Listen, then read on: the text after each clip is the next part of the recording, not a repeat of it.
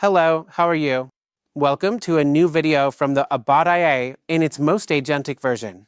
Today we are going to talk about multi-agent systems and how the Google ADK plus MCP plus A2A helps us in this project. But I won't keep you any longer. Let's get started. ADK plus A2A.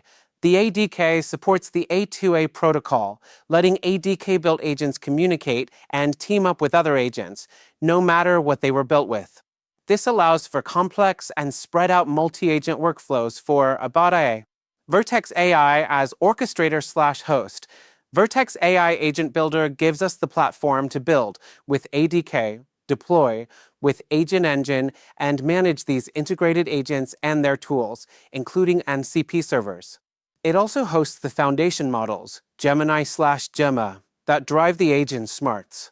The conceptual setup for AbadIA would involve these steps. Step 1. Exposing the game API via MCP server.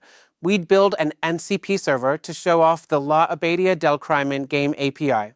This server would translate game actions, e.g., move north, pick up key into MCP tools, and game state queries into MCP resources.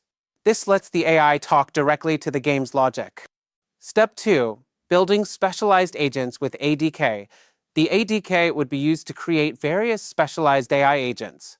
For example, a perception agent that uses MCP tools to peek at the current game state, e.g., character's location, time of day, inventory, NPC positions, clues found, and feeds this info to other agents. A reasoning/planning agent that uses Gemini/Gemma via ADK to analyze clues, figure out motives, and cook up multi-step plans of action to crack the mystery. An action execution agent that gets plans from the reasoning agent and uses MCP tools to do them via the game API.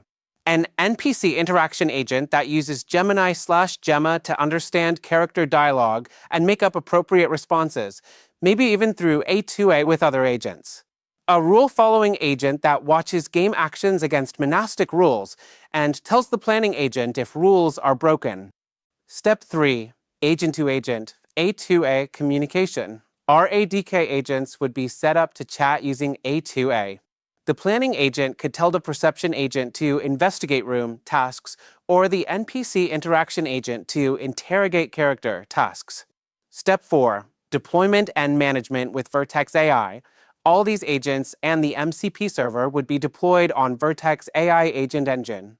Vertex AI's MLOps tools would be used to keep an eye on performance, fix any chat issues, and tweak agent logic.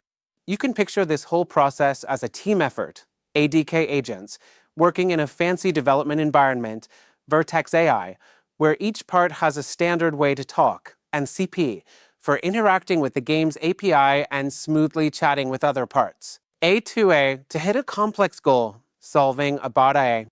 The awesome combo of these components lets AI go from just knowing stuff to having actionable intelligence. LLMs provide the smarts, MCP gives it the way to act, and ADK provides the orchestration and structure for building these action-oriented intelligences.